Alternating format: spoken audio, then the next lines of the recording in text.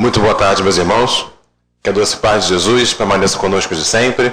Boa tarde aos amigos da internet. Boa tarde aos amigos que estão no segundo andar, nos assistindo também. É uma alegria muito grande a gente estar aqui, participando desse congresso, participando da revelação divina.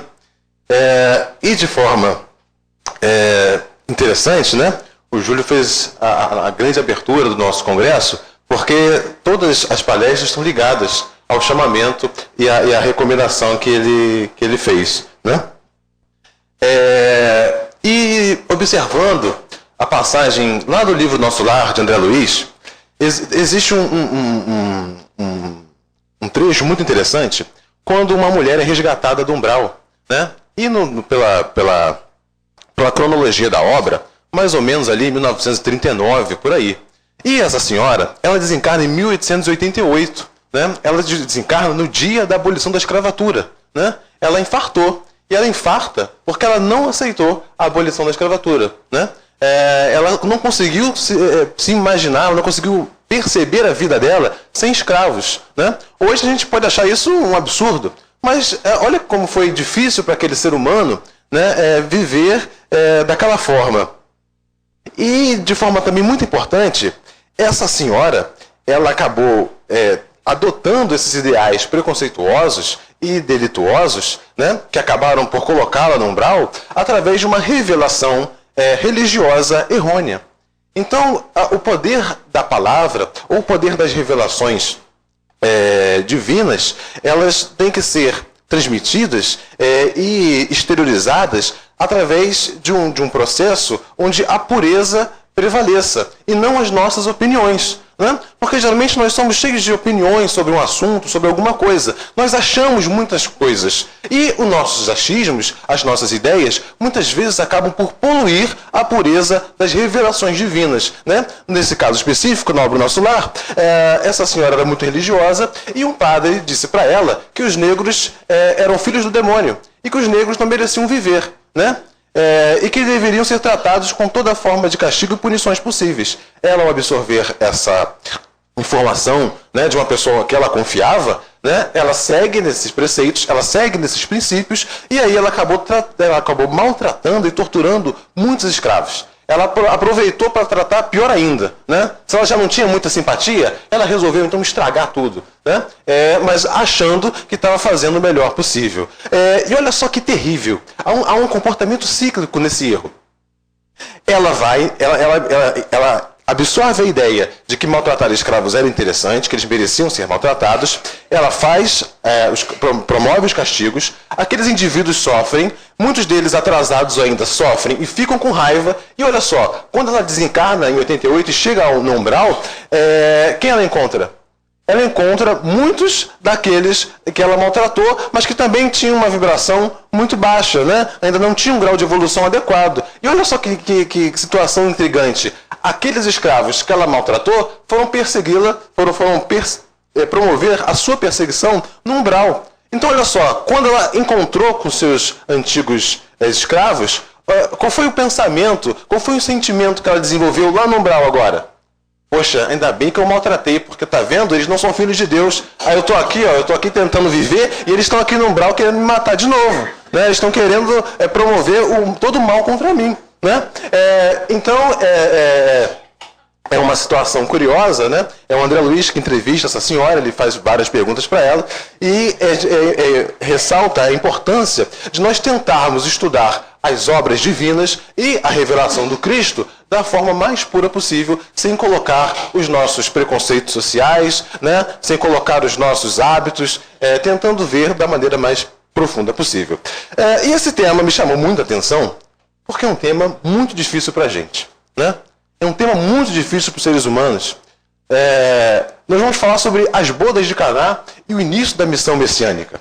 E nós vamos falar e trabalhar com temas que promovem uma certa polêmica em relação aos nossos conceitos, aos nossos hábitos e à nossa vida, né? Então eu vou iniciar aqui o nosso estudo e peço a concentração de todos, porque é algo muito complexo. Não é que eu vou fazer uma palestra muito esquisita, mas nós temos que ter detalhes. Existem alguns detalhes históricos que nós devemos prestar atenção, existem alguns detalhes bioquímicos, né? Existem alguns detalhes médicos que nós devemos prestar atenção, e todos esses fatores são importantes para que nós possamos construir um pensamento mais cristalino acerca dessa passagem de Jesus, né? Então, quando a passagem ela é um pouco diferente, é necessário que nós façamos uma análise com profundo cuidado, né?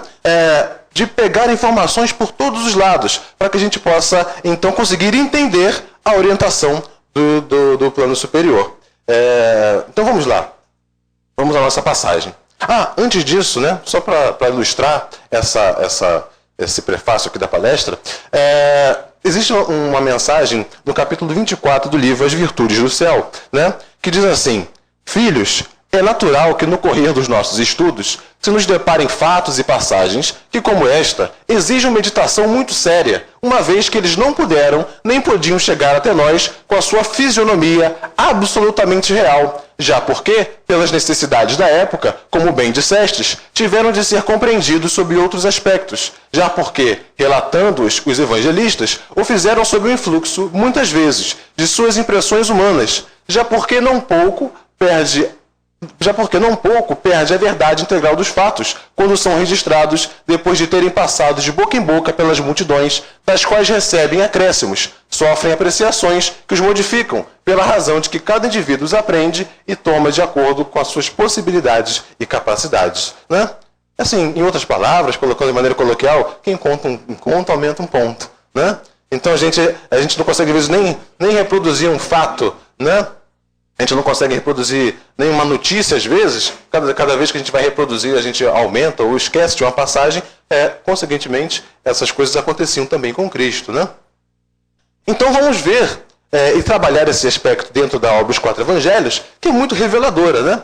Os evangelistas trazem uma nova visão, uma nova perspectiva a respeito da origem do Cristo, né? A respeito do seu corpo, a respeito da sua estrutura, mas de maneira interessante, os evangelistas são revolucionários, trazem revelações que são altamente esclarecedoras e que causam alguma adversidade ao nosso ponto de vista e ao nosso pensar.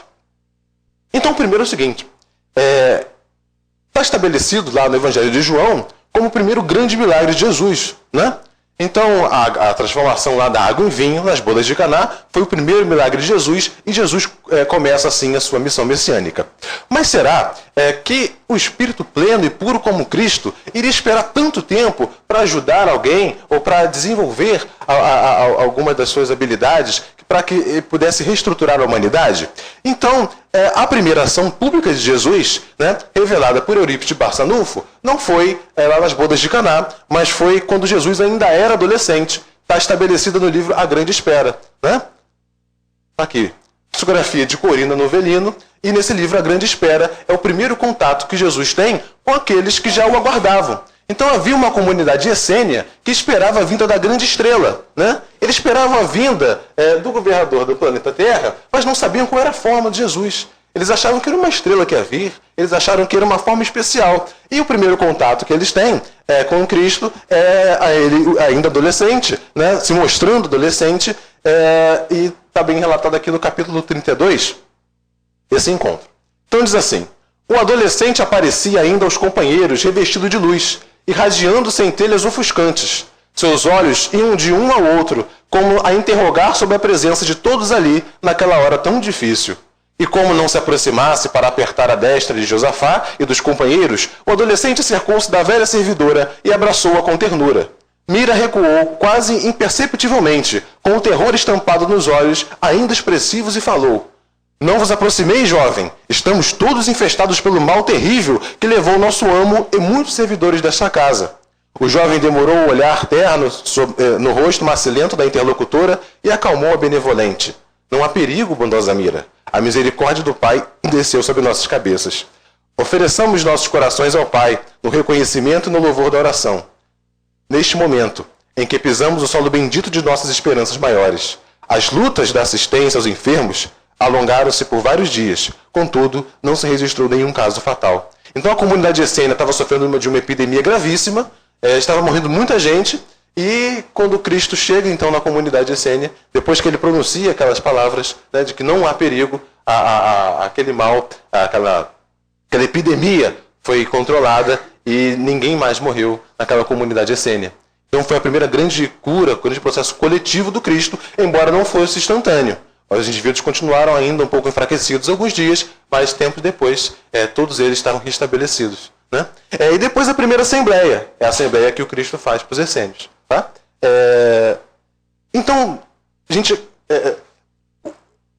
Jesus, ele adolescente, né? Essa foi a primeira grande processo de cura, mas ele conversava com as pessoas, né? Não era um indivíduo isolado. Ele auxiliava, ele ensinava. Né? A gente pode ver isso bem exemplificado no livro livro Boa Nova, né, que é a psicografia do Chico Xavier, do Humberto de Campos. O iniciozinho do livro, os primeiros capítulos, fala de Jesus pequeno, depois ele adolescente. Né? Esse livro, A Grande Espera, fala dele adolescente o tempo inteiro, né, do seu desenvolvimento, e como ele tratava o semelhante, como ele ensinava, né, como ele tentava curar a alma daquelas pessoas. Então ele fazia isso desde pequeno, mas de uma forma discreta. Depois das bodas de Caná, é que ele vai trabalhar com os apóstolos, então a sua missão agora era realmente evidenciada. Né? Então vamos ler a passagem das bodas de Caná. 3 dias depois, celebraram-se umas bodas em Caná da Galileia. Aqui esteve presente a mãe de Jesus. Este, com seus discípulos, também foi convidado para as bodas. Como viesse a faltar vinho, a mãe de Jesus lhe disse: eles não têm mais vinho. Respondeu-lhe Jesus: que há de comum entre mim e ti, mulher? Ainda não é chegada a minha hora. Disse sua mãe aos que serviam: fazei tudo o que ele vos disser. Ora, havia ali 6 talhas de pedra destinadas às purificações, que eram de uso entre os judeus, cada um com a capacidade de 2 ou 3 betretas. Disse-lhe Jesus: enchei de água as talhas. Encheram-nas até a borda. Feito isso, disse ele: agora tirai do que está nelas e levai ao arquitriclino. Assim fizeram. Tanto que provou da água mudada em vinho, o arquitriclino, não sabendo de onde este viera, os que sabiam, os criados que haviam tirado as talhas da água, chamou o noivo e disse: todo homem serve primeiro o bom vinho, só depois que os convidados têm bebido bastante, lhes apresenta o inferior. Tu, ao contrário, conservaste guardado até agora o vinho bom. Com este, realizado em Caná da Galileia, deu Jesus começo aos seus milagres, manifestou a sua glória e seus discípulos creram nele. Né? Então começa aqui a missão messiânica de Jesus de uma forma mais intensa, agora de uma forma mais ostensiva, né? Para que todos pudessem perceber as suas capacidades. Agora, é interessante o início dessa passagem, porque acaba o vinho da festa, e é Maria, né? A Virgem Santíssima, né? Que vai propor a Jesus que ele faça mais vinho para as pessoas. E a gente pode pensar o seguinte: poxa, por que Maria está querendo isso? Acabou a festa, acabou o vinho, acabou o casamento. Fazer o quê? Né? E aí muitos vão pensar: poxa, mas ia acabar a festa. E quando a gente observa uma festa que é regada a muita bebida, sempre acaba em problema. Né? Ou sempre acontece alguns indivíduos que acabam se exaltando. Né? Sempre há o excesso. Porque a gente vai ver mais tarde o que o álcool consegue fazer com as nossas células cerebrais. Então fica assim, interessante perceber e nos aprofundarmos nesse detalhe. O que Maria foi pedir para Jesus transformar água em vinho para distribuir para as pessoas, para que a festa continuasse, já que a festa estava acabando. Né? O vinho estava acabando e a festa mesmo também. Tá? Então vamos lá, vamos caminhar mais um pouco aqui no nosso estudo para a gente perceber o que Jesus faz. E aí, olha só, os evangelistas, de maneira reveladora, explicam o seguinte: já conheceis bastante, de modo geral, os efeitos magnéticos para compreenderdes a perfeita naturalidade desse fato, que foi considerado um milagre. Não ignorais que Jesus dispunha de grande poder sobre os fluidos. Pois bem, o que houve ali foi o resultado de uma ação magnética exercida por ele. A água não se transformou em vinho, como supôs, e espalhou o vulgo ignorante das causas do fenômeno produzido. Por efeito daquela ação magnética, a água tomou para o paladar dos convivas o sabor do vinho, o sabor que Jesus lhe impôs. Essa é a orientação dos evangelistas. Né? Então, eles estão nos mostrando que Jesus não transformou a água em vinho, fluidificou a água, magnetizou a água. Né? Então fica mais fácil, fica mais interessante nós entendermos, porque Maria sabia que Jesus tinha capacidade de fluidificar e transformar a água em casa. Então, quando acaba ali o produto que estava sendo servido, que neste caso era o vinho, né? Os apóstolos, então... Maria pede para que Jesus fizesse aquilo que ela já tinha conhecimento e sabia que ele pudesse fazer, né? Filho, acabou aqui, a festa vai acabar. O que você pode fazer? Faz aquele negócio lá que você fez em casa, né? Dá uma ajuda aqui, o que você pode fazer? E aí Jesus pede que se enchem os jarros e ele fluidifica e magnetiza os jarros, tá? Agora, se os evangelistas estão revelando que Jesus não transformou a água em vinho, por que Jesus não fez vinho então? Aí muitos vão pensar, mas é claro, poxa, né, tem todo o problema lá do alcoolismo, enfim, aí cada um tem uma opinião e a gente começa a tecer uma série de opiniões, tá certo? Então vamos caminhar aqui e falar sobre o primeiro processo, sobre a fluidificação das talhas, né? Olha só, Jesus vai lá e começa a irradiar, começa a magnetizar e envolver as talhas. Envolvendo e enchendo as talhas de quê? De informação, de fluidos, de elementos espirituais que pudessem ser impregnados nessa água. Então ele coloca informação nessa água, mas uma informação divina que nós não temos a capacidade de perceber. Como é que, então, os convivas sentiram o sabor do vinho ou do produto naquela água magnetizada? Jesus agora vai para a segunda parte. Aliás, desculpa, eu pulei, eu me adiantei. Eu ia falar primeiro da fluidificação da água. Já é para a segunda parte. Então esse é o primeiro processo de fluidificação da água. E alguém pode perguntar, Rodrigo, tem alguma evidência, existe algum trabalho científico de que a água fluidizada pode adquirir magnetismo ou, sei lá, alguma coisa diferente? Nós temos o trabalho do nosso amigo Masaru Emoto, um cientista que ele submete a água a vários tipos de vibrações e depois ele congela essa água. E quando ele congela, todos nós sabemos que a água forma cristais. E a forma desses cristais, né, ela varia de acordo com a vibração a que a água é submetida. Olha só que interessante. Então essa aqui é uma molécula de um cristal de água, todo perfeitinho, geometricamente perfeito, estabelecido, né, com água de uma nascente, por exemplo. Espera esse papo daqui, está atrapalhando. Aqui a água do rio poluído não formou cristais, não fez cristal. Né? Olha aí. Agora olha só, o som de uma oração. Qual a qualidade do cristal? Né? De uma geometria linda, né? de um trabalho cristalino, de um trabalho puro, bem interessante. Abaixar aqui um pouquinho? Tá aqui? Dá para ver? Dá para ver?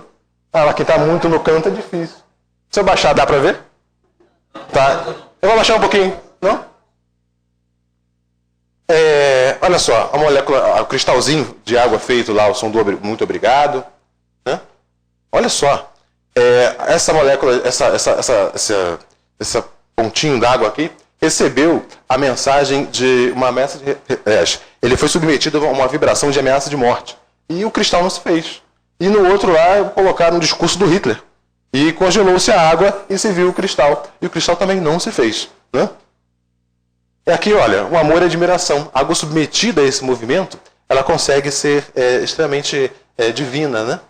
E olha, esse é o mais interessante, e eu gostaria que vocês prestassem atenção nesse, que tem tudo a ver com a nossa palestra das bodas de Caná, da transformação da água em vinho. Esse é a cristalização da água com a essência de camomila.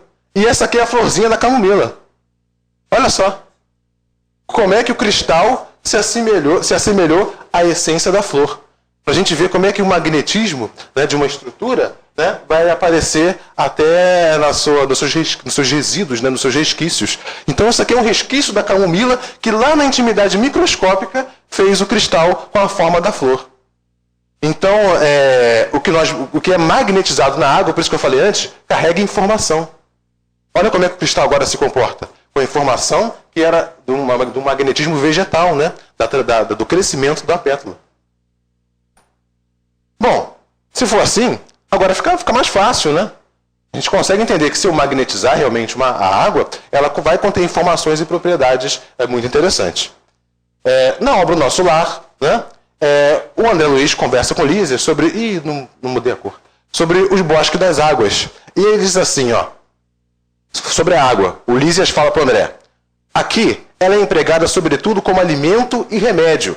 Há repartições no Ministério do Auxílio absolutamente consagradas à manipulação de água pura, com certos princípios suscetíveis de serem captados à luz do sol e no magnetismo espiritual. Na maioria das regiões da extensa colônia, o sistema de alimentação tem aí as suas bases. Acontece, porém, olha só, que só os ministros da união divina são detentores de maior padrão de espiritualidade superior entre nós, cabendo-lhes a magnetização geral das águas do Rio Azul. Então, a pureza, né, a expressão mais divina, né, a água é trabalhada com os ministros lá da união divina. E aqui a nossa água corre debaixo da terra junto com o esgoto. Né? Então, quão longe ainda nós estamos de alcançarmos esse nível de evolução espiritual de sutileza. Mas a gente tenta aqui com a água fluídica, né? Já estamos ensaiando esse trabalho que é feito com os amigos espirituais, no qual o futuro a gente vai usar até como alimento mesmo. Né? Vamos caminhar? Então está o Cristo dominando como governador do planeta e espírito de pureza plena. O Cristo dominava todos esses aspectos. Não havia nada, não há nada na natureza do planeta Terra que é oculto ao Cristo. Que não há nada que ele não conheça. Até porque, como governador do planeta, ele presidiu a formação da Terra. Então não há nada, não há nenhuma ciência que o Cristo não possa manipular e o Cristo não possa utilizar. Então a gente bem viu que materialmente já se comprova que a água ela se magnetiza e o amigo espiritual Lísias explicando como é feito a captação e o trabalho da água na colônia do nosso lar, a água servindo como um alimento, a água servindo como sustento dos espíritos.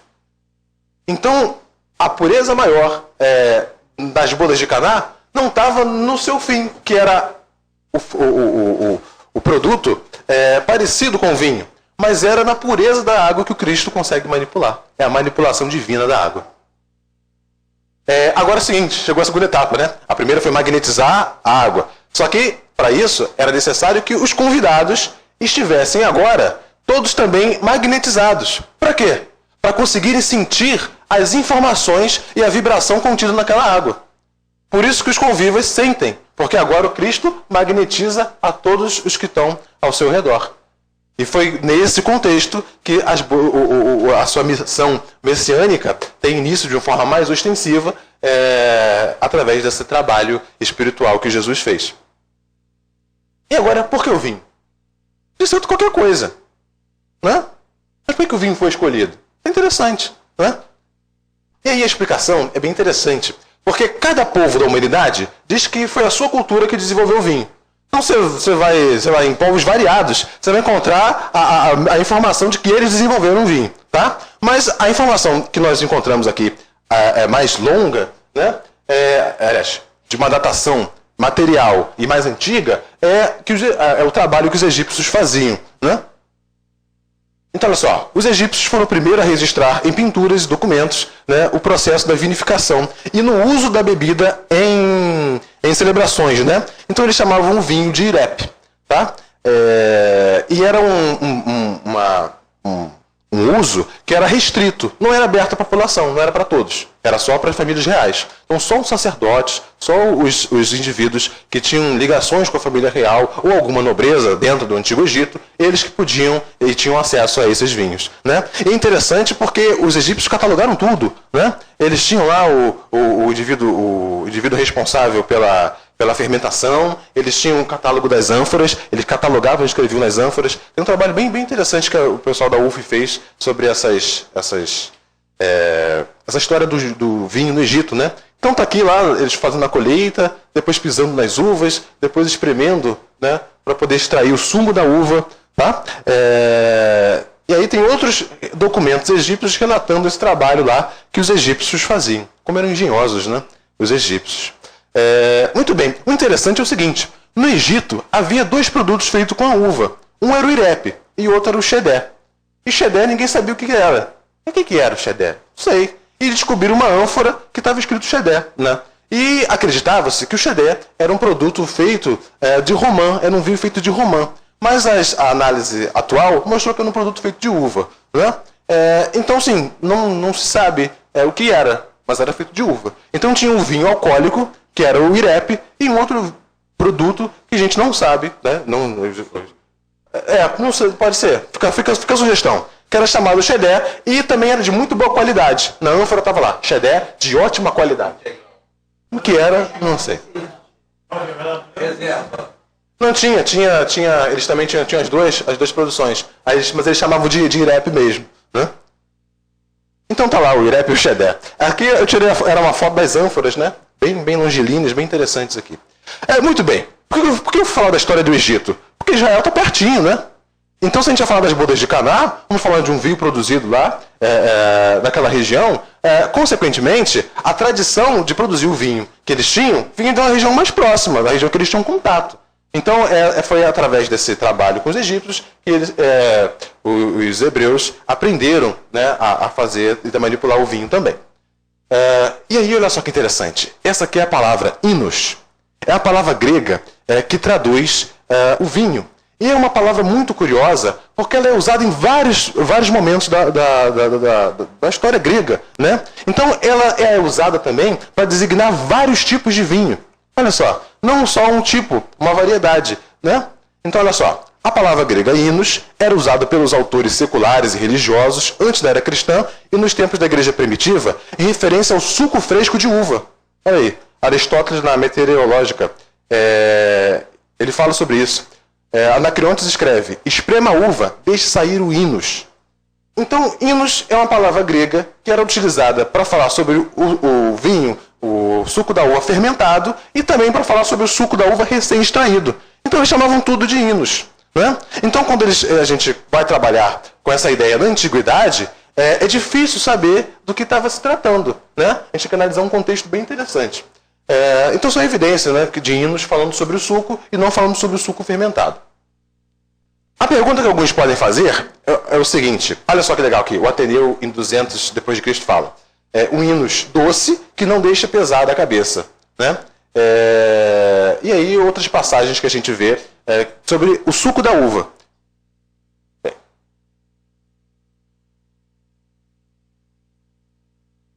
Então olha só, a gente tem uma dificuldade com a palavra vinho, hinos, do grego, que pode servir para vinho fermentado ou não fermentado.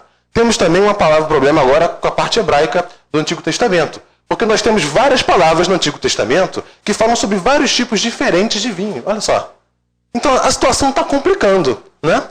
Ainda bem que os evangelistas nos ajudaram no início, explicando que, olha, o negócio é fluidificação da água. Essa discussão etimológica aqui, vocês não precisam adentrar. Mas ela é interessante para ilustrar o nosso trabalho, né? Então havia vários tipos de vinho. Vários tipos de descrições de produtos da uva dentro do Antigo Testamento. Tem uma tabela enorme, bem interessante. E aí a pergunta que pode ficar é a seguinte: mas Rodrigo, antigamente não tinha conservante. Como é que alguém ia produzir um suco de uva e ele não ia fermentar, não ia estragar? Tinha que logo fermentar, fazer o vinho e deixar lá. Será que isso é verdade? Ou será que a engenhosidade humana naquela época dava um jeito de resolver isso? E aí nós temos evidências, né, bem interessantes. Em Columela, na obra da Agricultura, sabendo que o suco de uva não fermenta quando mantido a frio, abaixo de 10 graus Celsius e livre do ar, né, ele escreve da seguinte maneira: para que o suco de uva sempre permaneça tão doce como quando produzido, siga estas instruções. Depois de aplicar a prensa às uvas, separe o mosto mais novo. Coloque-o no vasilhame, tampe-o e revista muito cuidadosamente com piche, para não deixar a mínima gota de água entrar. Então, assim, eles desenvolveram métodos de preservar os seus sucos, de preservar as suas produções, né? Que já era difícil produzir, né? E mais difícil ainda de se conservar. E olha que interessante.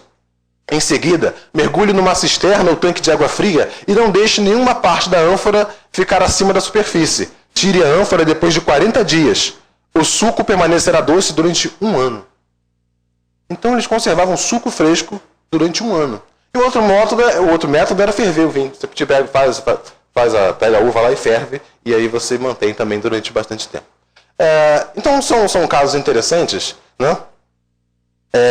Que ajudam a ilustrar a palestra, né? Então, por isso que durante muitos anos ficou se confundido, a humanidade não conseguiu entender que tipo de produto estava sendo feito, né? Quando fala que Jesus transformou a água em vinho, ele transformou em hinos, mas que tipo de hinos? Né? É o suco fresco, transforma o suco com álcool, enfim. A discussão era grande, né? E agora pra gente não é mais. Quanto tempo eu tenho? 25 minutos? Tá bom. 20? Tá bom, 20 minutos. Muito bem. Então a gente viu que Jesus... Tem muito vinho. Nós vimos o seguinte: Jesus magnetiza e fluidifica a água, como nos ensinam os evangelistas. Tá? Então por que ele não fez novamente água em vinho? Nem o suco de uva ele fez, né, para não confundir. Só fluidificou a água. Né? Mas qual a composição do vinho? Né? Eu não sou enólogo não, tá, gente? Eu não tenho familiaridade. Tem gente que vai saber muito mais as composições do que eu. Mas nós temos uma grande parte que é de água e nós temos compostos alcoólicos dentro, né? Que é interessante. Eu vou falar sobre o álcool hoje, mais especificamente falando. Mas não é do domínio comum, só para quem é da área biomédica, né, ou da química, por exemplo. Mas quando eu falo de álcool, eu estou falando de uma família muito grande, com uma diversidade de compostos. Por isso que volta e meia aparece alguém na mídia dizendo: olha, não, o álcool faz bem para a saúde. Olha, não, outro, não, o álcool faz mal. Ele fica um faz bem, um faz mal, que é uma discussão que não tem cabimento. Porque quando nós estamos falando disso, nós estamos falando de uma função da química orgânica. Ou seja, nós estamos falando de compostos que tem uma variedade absurda. Então, assim, é como se fosse a gente aqui dentro dessa sala aqui, né? Existe o álcool mau, não sou eu. Né? E vocês são um álcool bom, vamos assim dizer. Então, cada um de vocês tem uma particularidade, tem uma especificidade, né? Tem um sobrenome diferente, tem uma história de vida diferente e tem profissões diferentes da minha. Tá? Então, quando a gente analisa quimicamente, bioquimicamente, o álcool em si, a gente deve saber de que álcool nós estamos falando. Porque posso estar falando sobre uma coisa que é positiva ou sobre uma coisa negativa. Então, nem todo mundo é muito bom, nem todo mundo é muito mal. Depende de um contexto que nós vamos trabalhar. Né? Por que eu estou colocando isso na nossa palestra? Para saber por que Jesus não fez o álcool propriamente. Né? Por que Jesus, então, evitou fazer esse processo e realiza a fluidificação da água? E detalhe, será que os nossos amigos espirituais têm alguma orientação a respeito disso? Será que o Dr. Bezerra entende, caminha dessa forma? Né? Na verdade, eu já vou adiantar. O Bezerra, ele entende a forma como nós exploramos aqui. Né? Mas cabia a nós transformar isso numa forma científica, numa forma palpável, para que a gente possa discutir com propriedade. E não ficar no eu acho. Né? Então, assim, o Bezerra tem uma diretriz, o Cristo tem uma diretriz. André Luiz explicou muita coisa pra gente, os espíritos explicam as coisas pra gente. Mas por que então não posso caminhar nesse sentido? A gente vai ver isso agora, tá? Existem vários outros compostos, que não vou entrar em detalhes, tá? Enfim, tem composto químico à beça nessas produções, nessas estruturas. E aí eu vou falar um pouquinho agora sobre a presença do álcool dentro lá do vinho, dentro da estrutura. Existem vários tipos de álcool dentro de um mesmo vinho, né? Então, ou seja, existem vários membros, né, de uma família, existem várias pessoas diferentes, né, que pertencem à mesma família dentro dessa estrutura. E aí, acontece às vezes com a nossa família, né? Às vezes tem sempre alguém que é mais difícil, alguém que às vezes não é tão simpático, às vezes a gente tem algum parente que é um pouco violento, né? E aí nós temos que ter cuidado com eles, né? Com os mansos, com os pacíficos, não tem problema. Mas com aqueles que são mais exaltados, às vezes mais agressivos, a gente tem que tomar um certo cuidado. Tá certo? Mas eu já adiantei para você. O que é o álcool? O álcool ele é um composto carbônico que tem uma hidroxila, que é esse grupamento OH aqui. Sim, para quem não é que é de humanas, que não gosta muito de química, não tem problema não. É só para a gente poder ilustrar. Mas o embasamento químico é necessário para a gente poder conversar. Né? Então, olha só. É uma hidroxila ligada ao carbono sp3, tá? Para quem é de química, de biomédica, tudo bem. Então, esse vai ser o grupamento que a gente vai trabalhar. Então, tem vários tipos de álcool. Eu não vou entrar nessa discussão aqui. Qual o problema dessa molécula? Né? O problema dessa molécula, desses grupamentos aqui, desses grupamentos químicos, é que eles são enquadrados hoje numa categoria chamada de drogas psicotrópicas. Né? Ou seja, são substâncias químicas que têm tropismo, que têm capacidade de se ligar ao nosso cérebro, ao nosso sistema nervoso central. Então, tudo que vai se ligar ao nosso sistema nervoso central, nós temos que ter cuidado. Né? Eu não estou falando combater, não. Existem várias outras substâncias que têm tropismo também. Né? Existem várias outras substâncias que vão querer migrar para o nosso sistema nervoso central. Mas imagine o seguinte, imagine o computador funcionando, né? Está aqui o computador funcionando, muito bem. Eu posso intervir nesse sistema? Eu posso perturbar a ordem desse sistema? Eu posso, mas vai ser benéfico? Vai ser útil perturbar a ordem desse sistema? Não vai, né? Eu vou gerar uma falha no hardware, eu vou estragar o software, eu vou perder a conexão entre os dois, e aí não tem mais nada sendo projetado, sendo produzido. Então, o nosso sistema nervoso, ele precisa de um certo cuidado, e nós temos uma proteção no nosso cérebro, que é a chamada barreira hematoencefálica, que protege o nosso cérebro de substâncias que possam invadi-lo, né? Que possam permeá-lo. Tá certo? Então, o álcool, ele é perigoso e apresenta alguns problemas pra gente, porque ele invade a camada, ele ultrapassa a barreira hematoencefálica. Ele chega onde não era para ele ir. E toda molécula que invade um lugar onde não é convidada, ela não é muito bem-vinda no nosso organismo, salvo algumas exceções, que são ordens, tratamentos médicos e tudo mais. Então, por isso que ele é um problema. Por isso que Jesus não fez, não multiplicou, não colocou lá a molécula alcoólica dentro das bodas de Caná, porque é uma molécula altamente reativa e que invade os tecidos humanos, trazendo algumas desordens para a gente. Tá? Ele está enquadrado em drogas depressoras, ou seja, essa molécula ela é capaz de deprimir o funcionamento do nosso sistema nervoso. A gente vai ver isso aqui um pouquinho. Né? Quanto tempo tem, Lumir? 10 minutos? 15. Tá. Então, olha só, gente. O álcool está enquadrado nas moléculas depressoras do sistema nervoso central, junto com outras, olha, junto com barbitúrico, junto com diluentes, junto com ketamina, junto com cloroforme, junto com ópio, junto com algumas coisas, né, que nós consideramos inadequadas. E a gente pode perguntar, poxa, Rodrigo, mas se quimicamente está classificado, está no mesmo grupamento, por que isso vende? Por que é vendido? Porque é um hábito nosso, né? É um hábito ainda atrasado que nós ainda desenvolvemos, né?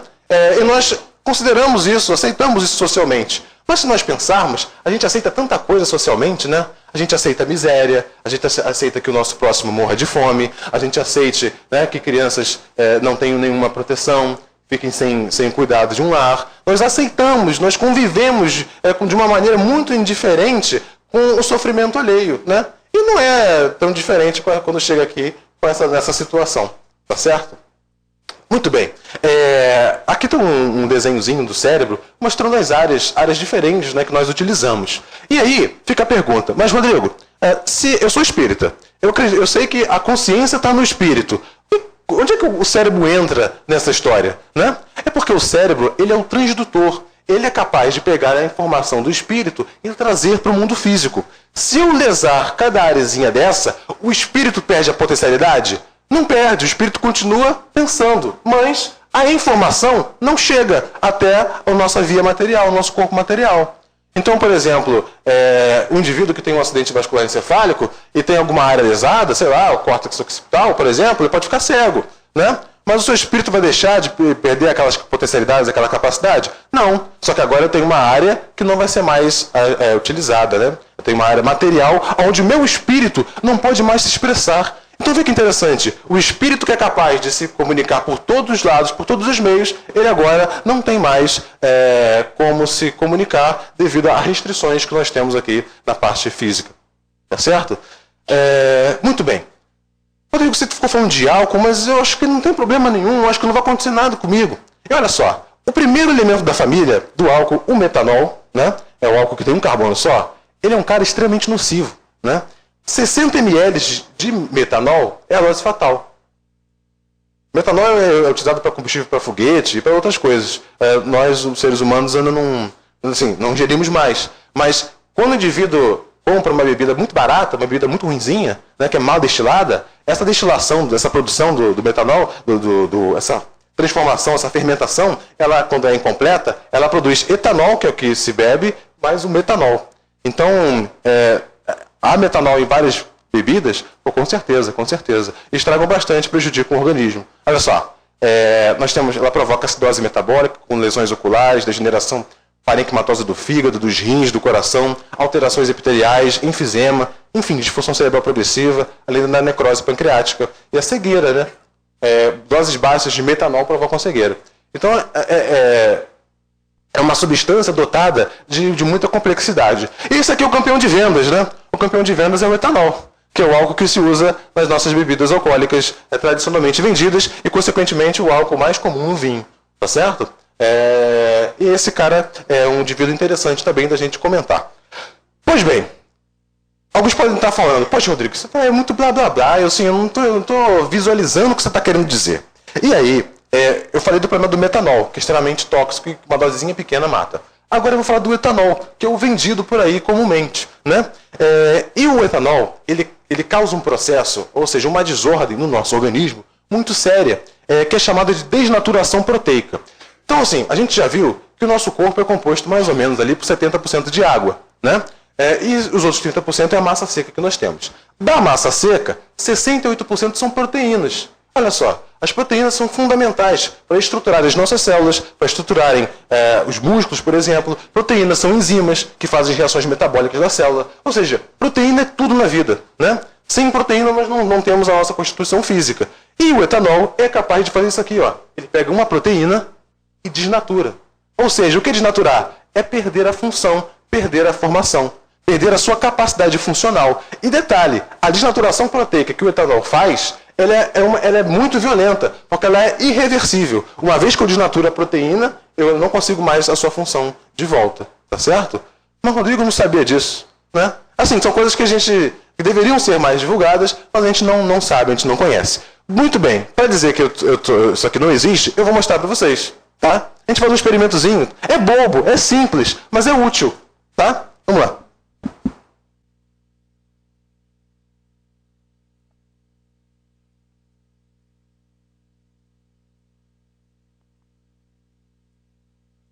Olha só.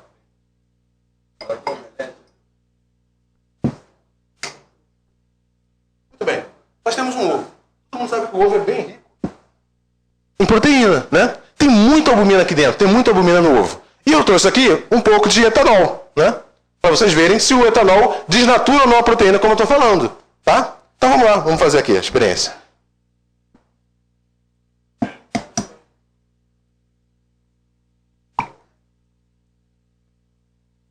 Vou fazer com só, Tá aqui o ovo, tá bom? Todo mundo tá vendo? Legal. Muito bem. Não é mágica, não. Só o dedo.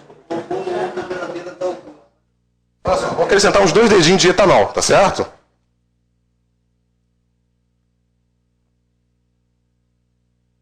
que está acontecendo aqui? Muitos vão falar, o ovo está cozinhando. Cozinhando é desnaturação proteica. Quando a gente faz um ovo frito, sabe o que a gente faz com o ovo? A gente desnatura. Então eu pego uma proteína que tem uma forma, tiro a forma dela. Só que aí o ovo fica cozido.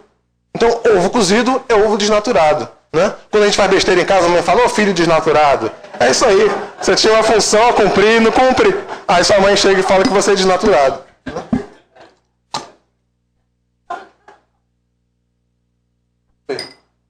Eu não vou botar a mão aqui não. Mas quem quiser depois pode pegar.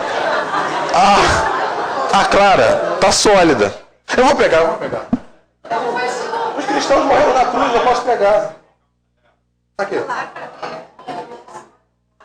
Essas proteínas perderam essa função, não voltam mais. Vai utilizá-las.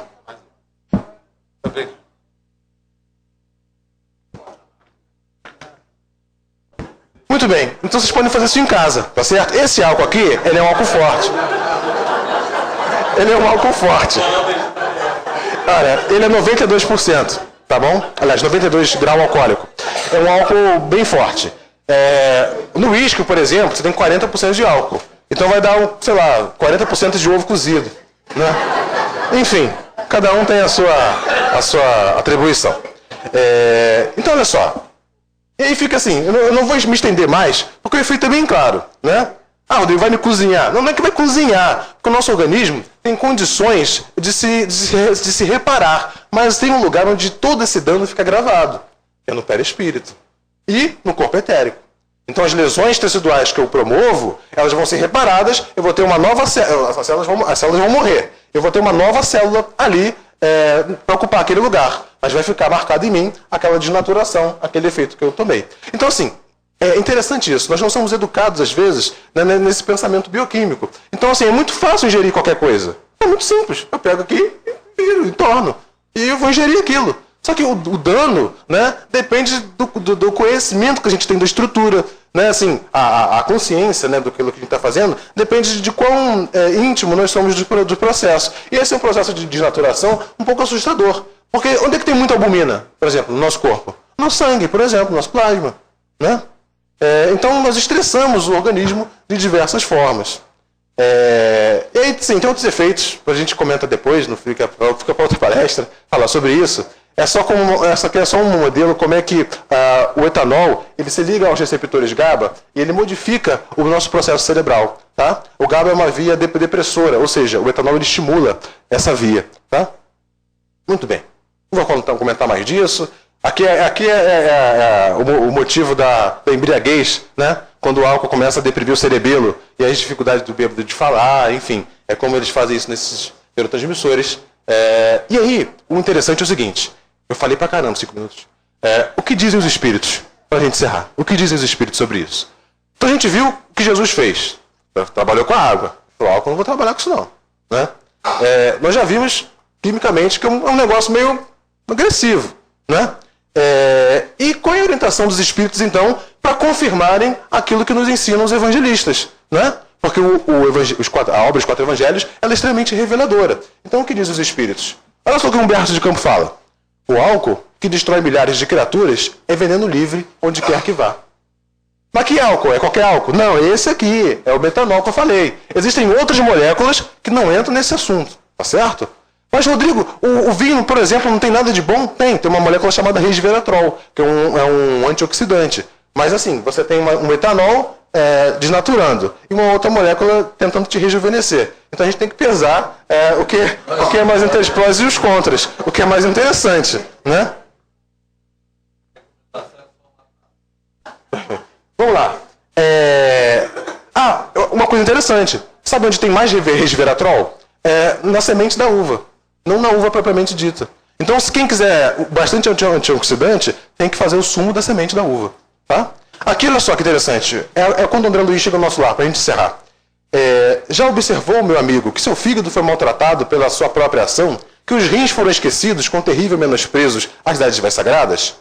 Os órgãos do corpo somático possuem incalculáveis reservas, segundo os desígnios do Senhor. O meu amigo, no entanto, iludiu excelentes oportunidades e desperdiçando patrimônios preciosos da experiência física. A longa tarefa que lhe foi confiada pelos maiores da espiritualidade superior foi reduzida a meras tentativas de trabalho que não se consumou. Todo o aparelho gástrico foi destruído à custa de excesso de alimentação e bebidas alcoólicas, aparentemente sem importância. Devorou-lhe a sífilis, as energias essenciais. Como vê, o suicídio é incontestável. Quem diz isso? Clarencio faz lá remonta, faz o diagnóstico e remonta o histórico de dores decorridas, né, pelo André Luiz. Queridos, Paulo de Tarso diz o seguinte: tudo me é lícito, mas nem tudo me convém. Né?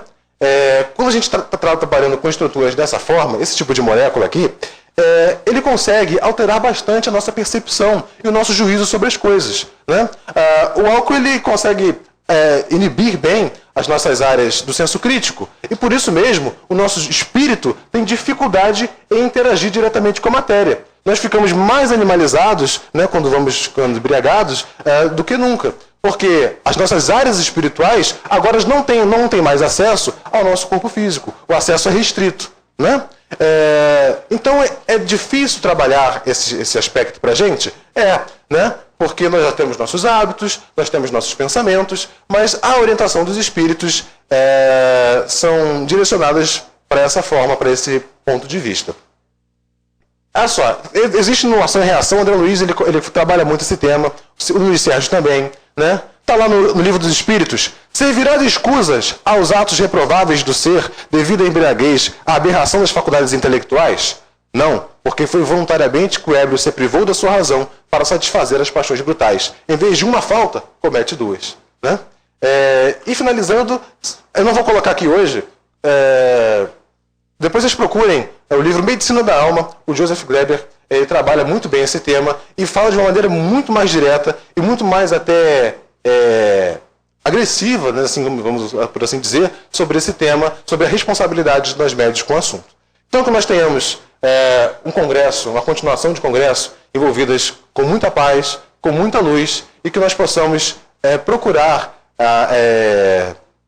realizar as bodas de Caná, né, da forma como Cristo a fazia, através da fluidificação da água. Que a nossa alegria possa ser verdadeira, possa ser cristã, que a nossa alegria possa ser sincera, né? Que a gente possa estar envolvido por esse amor e por essa vontade de servir ao Cristo, né? E não estejamos iludidos ou ausentes do processo, né? Imagina chegar lá no plano espiritual e falar: poxa, fulano, você foi queimado? Ah, eu morri queimado por amor ao Cristo, né? E aí você vai ser bem encaminhado e bem recebido. Agora, oxe, fulano, você foi queimado? Fui, mas eu não sabia o que está acontecendo, estava bêbado, né? Cheguei lá, tinha uma fila, eu fui, e quando eu vi, eu acabei queimado, né? Que a gente possa servir ao Cristo com muito carinho, com muito amor, suportando as dores da matéria e servindo com uma verdadeira dignidade, né? Muita paz e muita luz.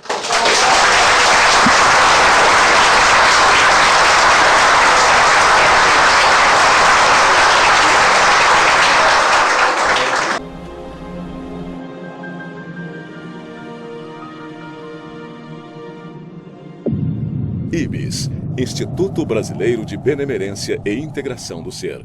www.ibis.org